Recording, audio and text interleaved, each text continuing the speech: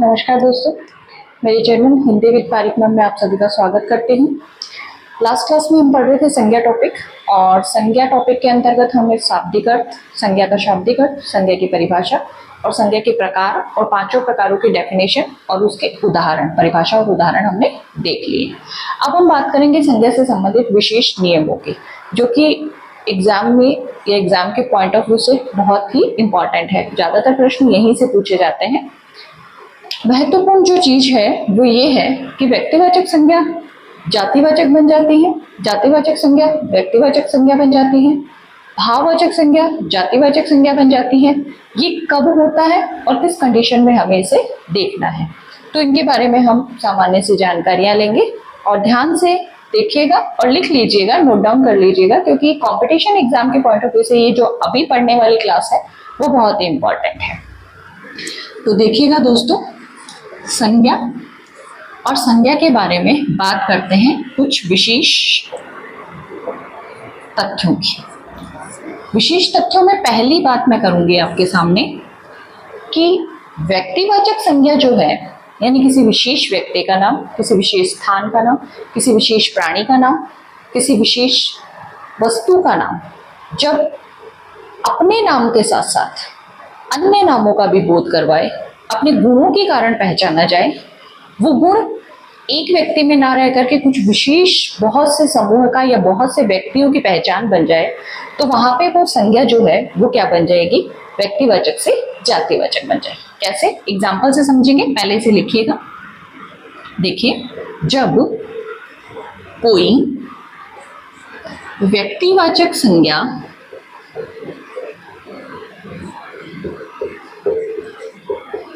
अपने नाम के साथ साथ अपने नाम के साथ साथ अन्य नाम या नामों का भी बोध करवाए, या हम कह सकते हैं जब व्यक्तिवाचक संज्ञा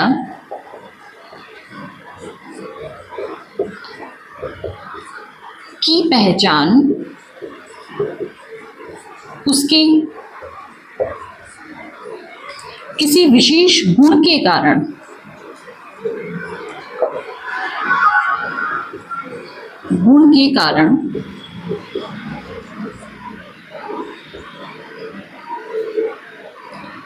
एक जाति के रूप में होने लगे, तो वहां पे व्यक्तिवाचक संज्ञा जो है, तो व्यक्तिवाचक संज्ञा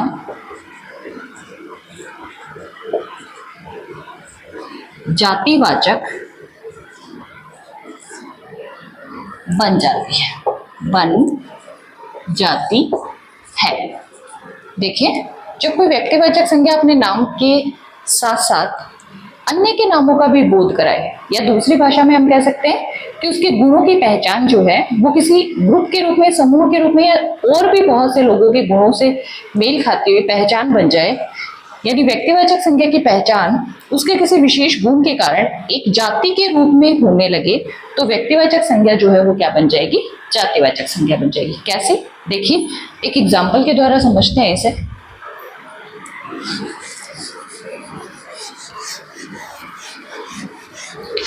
मैं आपको ये कहूं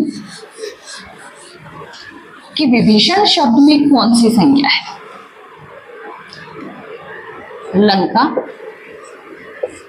के राजा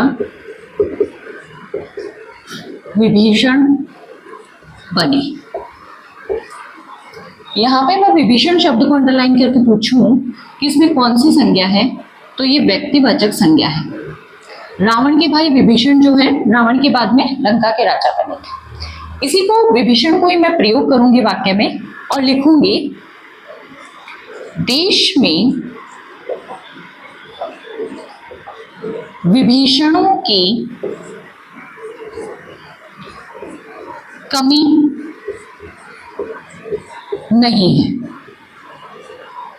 यहां पे विभीषण या विभीषणों शब्द को मैं अंडरलाइन करूं तो यहां विभीषण शब्द जो है वो किसका बोध कराएगा? जातिवाचक संज्ञा का बोध कराएगा, क्योंकि ये जो विभीषण था ये तो देश में हर जगह है नहीं। इस विभीषण का जो गुण था कि इसने अपने भाई रावण का जो भेद था वो जाके राम जी को बता दिया था। इस भेद को बताने वाले यानी घर के भेद को बताने वाले लोगों की, इस गुण को धारण करने वाले लोगों की देश में कमी नहीं है। यहाँ पे विशेष विभीषण शब्द का प्रयोग नहीं किया गया, एक किसी पर्टिकुलर विभीषण की व्याख्या नहीं की गई है। यहाँ पे विभीषण के गुणों को धारण करने वाले लोगों की व्याख्या की गई है। तो गुण के कारण विशेष लोगों की या बहुत से लोगों की पहचान बनने के कारण यहाँ पे ये शब्द क्या बन गया? जातिवाचक संज्ञा बन गया। एक और एग्जाम्पल देखिएगा।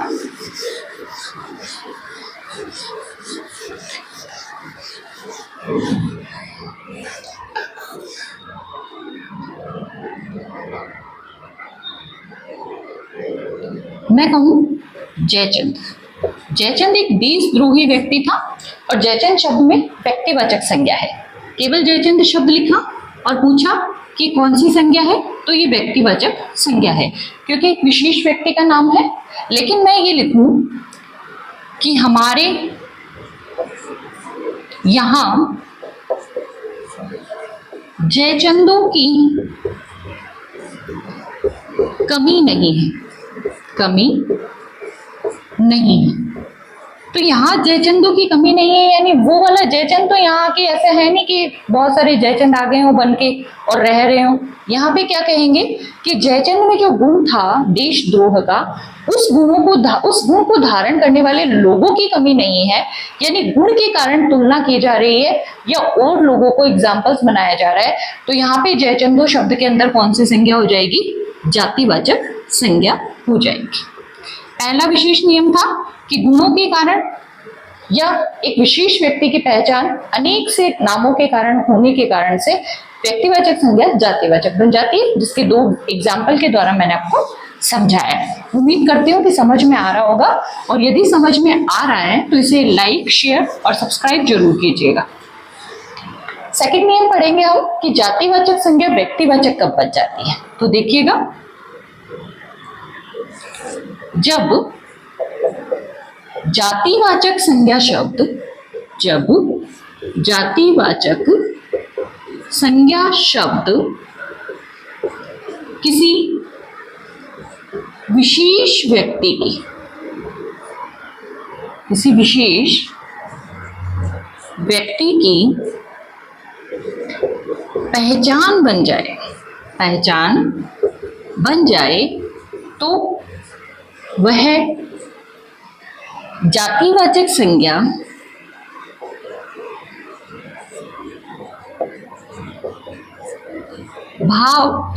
व्यक्तिवाचक बन जाती है। वह जातिवाचक संज्ञा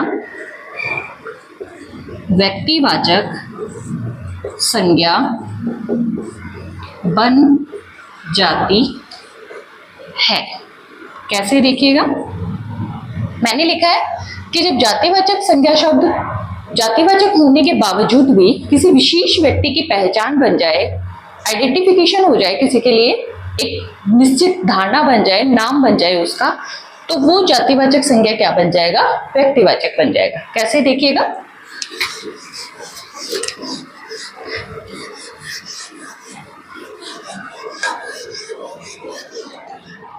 जैसे मैं लिखूं जातिवाचक संज्ञा की बात करें तो मैं आपके सामने लिख रही हूं कोई जातिवाचक शब्द, जैसे मैंने लिखा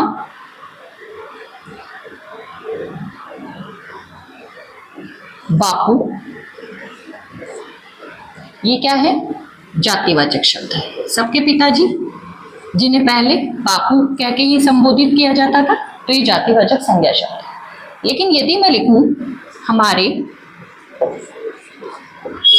राष्ट्रपिता बापू हैं, यहाँ पे ये जो बापू शब्द है वो क्या बन जाएगा? व्यक्तिवाचक बन जाएगा। क्यों? क्योंकि यहाँ सभी के बापू यानी पिताजी की बात नहीं की जा रही है, यहाँ पे हमारे राष्ट्रपिता महात्मा गांधी की बात की जा रही है। तो तो ये क्या बन गया, व्यक्तिवाचक संज्ञा बन गया।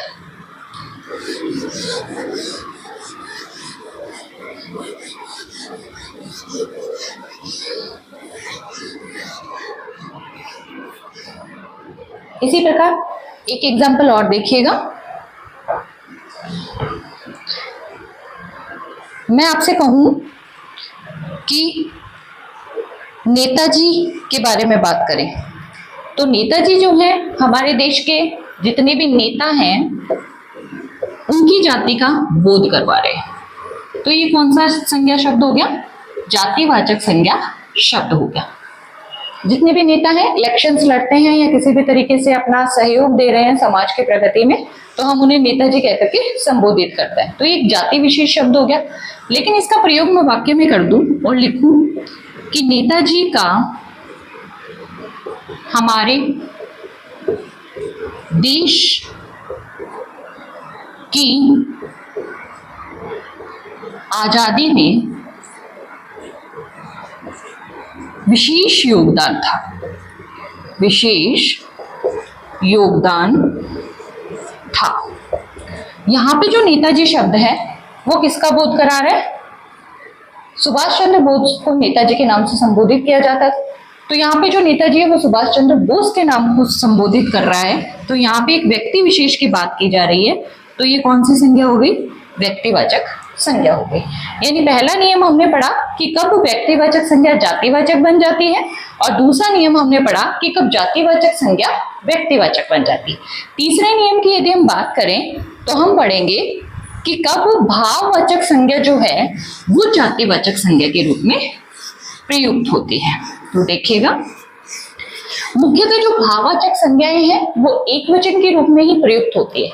लेकिन किसी भी कारणवश जब हम भाववाचक संज्ञाओं का प्रयोग बहुवचन में कर देते हैं तो वो भाववाचक संज्ञाएं जो है वो क्या बन जाएगी, जातिवाचक संज्ञा बन जाएगी।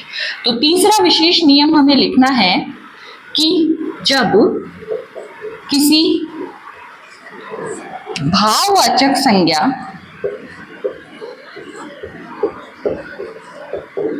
का प्रयोग हम बहुवचन में कर दें, बहुवचन में कर दें तो वह जातिवाचक संज्ञा बन जाती है। जातिवाचक संज्ञा बन जाती है। कैसे, देखिए, मैंने एक शब्द लिखा है चोरी। क्या है, भाववाचक संज्ञा है, भाव है ये। अब मैं इसका वाक्य में प्रयोग करूं, आजकल शहर में चोरियां, आजकल शहर में चोरियां बहुत हो रही हैं। क्या लिखा है मैंने, आजकल शहर में चोरियां बहुत हो रही है। चोरी शब्द का बहुवचन बना दिया मैंने, चोरियां बहुत हो रही है।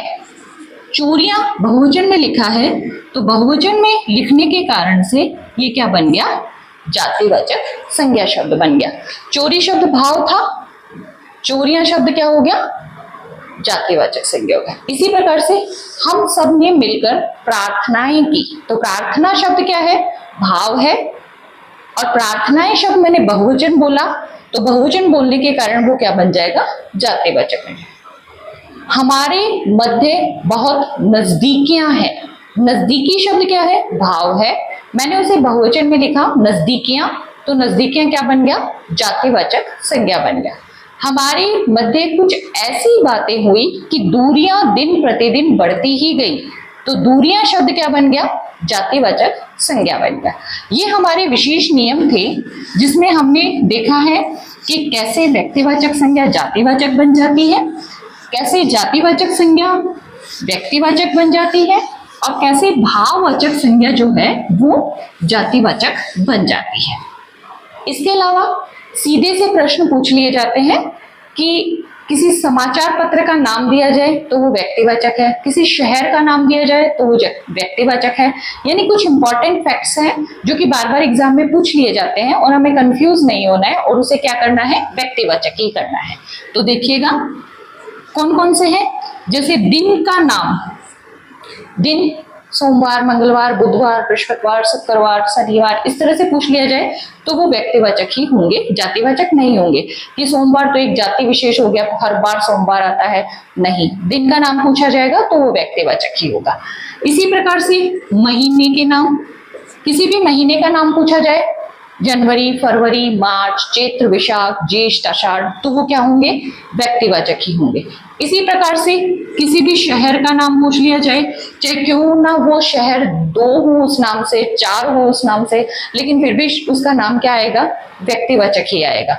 इसी प्रकार से समाचार पत्र का नाम, किसी भी समाचार पत्र का नाम देके पूछ लिया जाए, चाहे उस नाम से कितने ही समाचार पत्र प्रकाशित हो, उस समाचार पत्र का नाम जो है वो किसके अंतर्गत आएगा, व्यक्तिवाचक के अंतर्गत ही आएगा। पुस्तक का नाम, एक नाम से कई पुस्तक प्रकाशित हो जाती है, लेकिन फिर भी पुस्तक का नाम किस में आएगा, व्यक्तिवाचक में ही आएगा। इसी प्रकार से सड़क का नाम व्यक्तिवाचक में ही आएगा। इसी प्रकार से कोई गांव, शहर आदि का नाम हुआ, देश का नाम हुआ, राज्य का नाम हुआ, ये सब किसके अंतर्गत आएंगे, समुद्र का नाम हो गया, पहाड़ों का नाम हो गया, नदी का नाम हो गया, पहाड़, नदी, समुद्र, इन सब के नाम किसके अंतर्गत आएंगे, व्यक्तिवाचक संज्ञा के अंतर्गत ही आएंगे। ये थी हमारी कुछ सामान्य सी जानकारी संज्ञा के बारे में। उम्मीद करती हूँ कि आपको समझ में आई होगी। मिलते हैं अगली क्लास में नए टॉपिक के साथ। सर्वनाम। धन्यवाद।